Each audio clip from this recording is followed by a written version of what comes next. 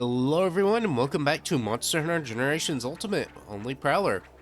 Last time we took on Deadeye Yongaruga, and this time we'll be taking on Dreadqueen Rathian, which we've already fought her before in the Dreadqueen Cross quest. So we'll just be using the same weapon we used there, the dragon weapon or Shigaru weapon. And we'll go ahead, find her cross hunt. Has us hunting 2 regular Rathians and then a Dreadqueen, so their health's gonna be pretty split between the 3 of them. And we'll go ahead and take the quest. Alright, so I've already swapped off of Monster Door. As you can see, there's a pink dot, no monster identifier or anything like that. It's just gonna help here and make sure that we're doing damage, because I do have critical up large. Regular Rathian is just pretty simple. Her head is a weak spot, and very, very weak at that. You can also go for the tail or the wings, though don't believe the wings are a weak spot. But I mean, it's a Rathian. If you fought a Rathian before, you know. Seems to be a very large Rathian, mind you. In fact, it might even be silver or gold crown. Alright, she's enraged now. We'll just go ahead and keep up the pressure. Again, it's a Rathian. I don't really have much to say here because Rathian is very simple. You just have the usual tackles, tail flips, and bites and flamethrowers. Yes, there are instant charges, and yes, when she's enraged, she does a triple instant charge, so be careful about that. Try not to stick near her face, I guess. That's going to be your best bet. Just going to do a landing dive there. Throw one there. Move off to the side in case, and I moved off to the side to get hit by the fireball. That's fine though. There's the flinch. Again, not very difficult. As long as you just keep going for the face, you might even be able to headlock her with mega boomerangs once we get those. There's a head break. That's nice. Again, takes lots of damage on the head, so that's not really too surprising. It is nice though. Here just come a bunch of fireballs. We'll go ahead and do a spin to her face once she ends that. Throw a couple there. Got another flinch. Good. Right, there's a tackle. If it ends in a bite, that means she won't continue the combo. If it doesn't end in a bite and she starts turning around, she's going to do another charge. There's a wing break. And I have hardly attacked the wings at all, so that shows how much damage that does. Alright, and now that we're 5 minutes in, second Rathian comes in. Now this shouldn't, again, be too bad. It is Rathian. It's not Dreadqueen, so we don't have to worry too much about any poison or anything like that. We'll just keep attacking the first one. I mean, right there, now they're being pretty tame, so I don't have to worry too much. Just, you know, dodge the tail sweeps and stuff like that. Again, I mean, it's very simple. They're Rathian. If I can say that enough, they are Rathian. They're very simple, have very easy tails. We will get hit by that tackle, but I mean, it's a little bit more difficult because there's 2 of them, so we don't get as long of a cooldown. But all in all, I mean, I'm not too worried. First Rathian is exhausted, so we'll go ahead and try and attack her. It's good. Haven't really got to use any mega boomerangs either, just because of how the hunt's folding out. So, I mean, it's fine. They're taking quite a bit of damage on their heads, so I'm not starving completely for damage. I'm gonna wait and see what this Rathian does, and then maybe try and do this. Hopefully that fireball doesn't stop me. Good. She does the charge though. I was kind of banking on her not doing the charge. Let's try this again. Alright, yeah, she's gonna just stand there. That should flinch. Or not. I'm sure we'll get a flinch eventually. There we go. Alright, and there's the first Rathian down. Again, it's more of a test of patience than anything else. So we'll go ahead and start working on it. I don't think Dreadqueen will show up until everyone else is dead, so that's nice. Here's a little combo you can do if she goes into the air after she enrages. You just throw a mega boomerang right after you dodge the roar. Very simple. There's an air stagger, so that puts her on the ground. I can kind of throw a mega boomerang now. There's a wing break. Good. Oh, well, I guess Dreadqueen will appear. Didn't expect that, so I guess we can actually start paying some more attention. I thought it would be like Arzuros, where the second Arzuros had to disappear before the red helm would show up. Alright, well, now we're getting our face kicked in. Let's back away. I'm going to use our soothing rolls. Go ahead and move back up all the way to full. Remember, Dreadqueen has very deadly poison, so if you get hit by her tail, Try and immediately heal it off. The poison doesn't last for very long, but it can still kill you if you took a bunch of damage from the attack. And she also has very wide sweeping attacks. Again, I'm just trying to work on this Rathian here. Once she dies, then we'll actually really be able to focus on Dreadqueen, but until the interloper is gone, we can't really do too much else. Alright, there's the face break on the second Rathian. Just trying to stay moving and not sit in one spot for too long. We have to sit still to attack, but we want to make sure that we're not just an easy target for a wide sweeping attack again from Dreadqueen. There's another part break. I believe the other wing broken, because I don't see any other parts. Yes. Go ahead and apply our piercing boomerangs after Dreadqueen charges. Okay, she's doing tail sweep, so we'll do this. Alright, Rathian number 2 is down. Again, I don't really think it's too interesting because it's just Rathians. As long as you stay moving, you should be fine, especially when Dreadqueen's in the area, which it's a little bit harder for hunters to do, but I didn't feel it needed to be covered because they're Rathian. As for Dreadqueen here, though, again, she is very powerful with her poison. Here comes a wide sweeping dive attack, and we can kind of stay at range here. Our best bet is just to go for the tail first and get that cleaved off. At the very least, the spine's on the end. That way we can not have to worry about the bad poison. She has lots of combos at the end of her charges, so don't get too used to Rathian's tails and stuff, because Dreadqueen is different and it'll catch you off guard if you're just going on autopilot. We'll go for this tail here. Here comes probably a flip. No flip, just a dive. Alright, we'll stay at range here. We want to just play it safe and make sure we're not getting too over aggressive. The wings are a decent hit zone. They're, I think, really the only decent hit zone aside from the tail at the start. I think the neck is also somewhat decent, but you have to break the head before it becomes a weak spot. As you can see there, she did what the normal Rathian would do a triple fireball at, and she did a tail sweep instead of the third fireball. She can also do the triple fireballs, and they explode too.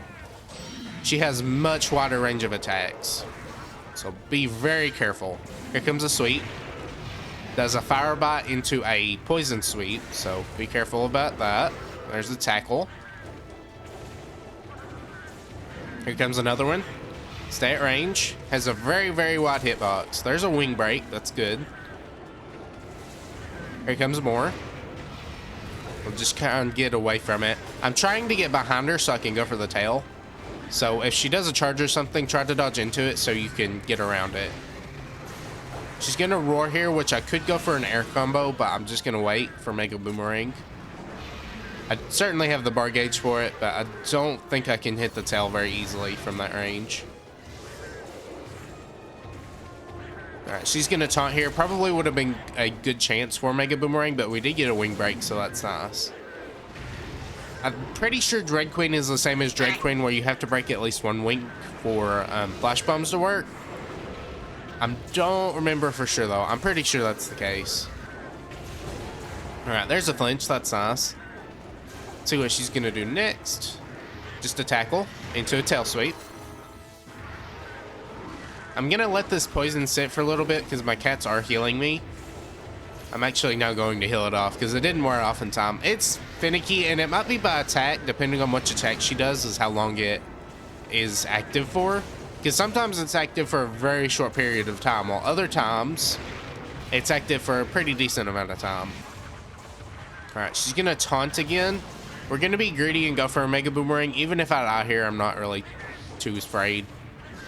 There we go. I believe she's exhausted now, so that's nice. That'll be her chance for damage. I'll go for the face here. And then once she does her idle animation, I'll go for the tail. There we go. Alright, good. I believe we broke something. Hopefully it was the tail. And if it is the tail, I can go for the face now. Yeah, that tail looks pretty splintered, so we can start going for that face.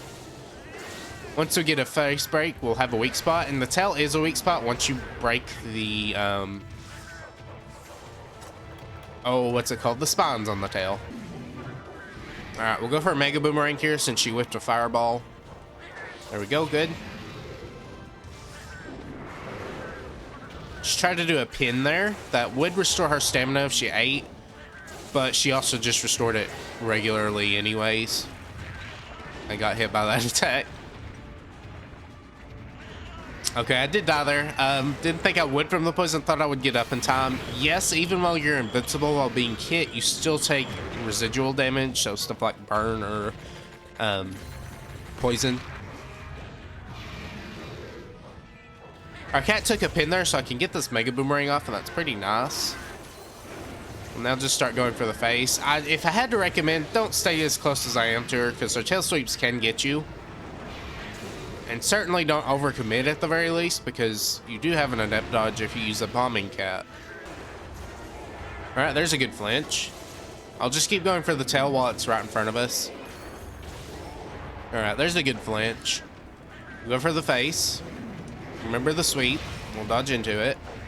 And until you actually cut the tail off, she can still lay poison mines, but it's, again, it's not like the very bad deadly poison, so I wouldn't worry too much about them.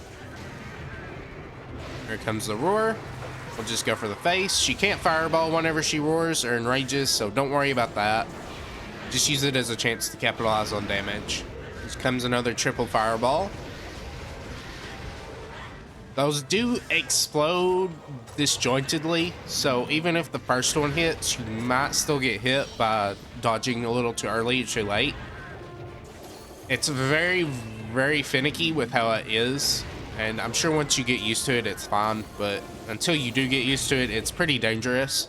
It doesn't deal too much damage, thankfully, but it is still something you can get hit by if you're not prepared. There we go, there's an air stagger, that's nice. We'll go ahead and do a Mega Boomerang off that. Hopefully we get a face break. That's what I'm really going for. Unfortunately, that Mega Boomerang just completely missed the face. It'll be fine though. Another triple fireball. Nope, not a triple one, just a very, very large one. Alright, we'll back up and dodge with it. Here comes the roar. Remember, and we actually have gauge for it. She will fly into the air, so we can actually clip her on the way up. There we go, that was nice. Do some close range attacks on the face. And I'm sure I might even kill her by the time the face breaks, so this might be all for naught.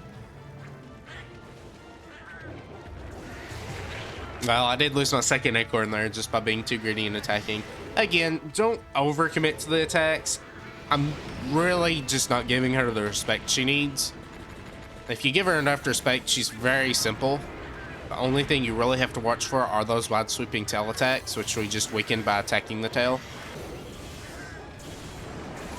Alright, we're gonna soothing roll here. We did knock her down out of the air again, so that's nice. I'm not gonna go for a Mega Boomerang here because I just waited too long. I could have got one off though, if I was prepared for it. We'll just dodge that charge there. She does do it into a circular sweep. We're gonna actually block that charge because I was holding R to do something. I don't even remember what I was holding R for. Alright, there we go, good. Alright, and finally there's the face break. Now I'm sure she'll probably die immediately after this, so that was all not worth it, but we at least get a weak spot until she does. Alright, remember the roar. We'll do a Mega Boomerang. Try and hit her face on the way up. Yeah, she'll run straight into that. And hopefully it'll hit her on the way back. It did. That's good. There we go. Already down. Took 25 minutes for that one just because there were 3 monsters, and while their health is lower than an average monster, the 3 of them combined is more than a single monster. It's not that much less, but it's significantly less than just a full, monster hunt. So either way, I'll cover up and meet you back at base. Alright, we're back in the prep area. We'll go ahead and look at that Dreadqueen weapon. It is not great. It has blue sharpness, 147 melee attack, 147 boomerang attack, 18 boomerang poison, and 30 poison melee. It might be the best poison weapon for melee, but we're not using melee. If we compare this to the Deadeye Fan S, Deadeye Fan S has white sharpness, so while it might not be better in the melee department, it's going to be better not only in the poison element, but also in the raw front, because 142 while being slow or lower than 147, has that higher white sharpness modifier, putting it above the 147 of the Dreadqueen rapier. Now, it also has negative 10% affinity. We have a critical at large, which will increase our affinity by 20. And if it drops to 10%, then that means the weapon is negative 10% affinity. Compared to the Deadeye Fan S, which I believe has 5% affinity if we're doing the same math there. So yeah, overall the Deadeye Fan is just going to be better unless you're melee, but I believe just overall element's going to be better with a melee weapon, so not really worth it. Either way, there's Dreadqueen down. I believe we only have 5 or 4 left. I think it's 4. Yeah, 1, 2, 3, and 4. So, I hope you enjoyed. Please consider leaving a comment below and consider subscribing. Until next time, bye.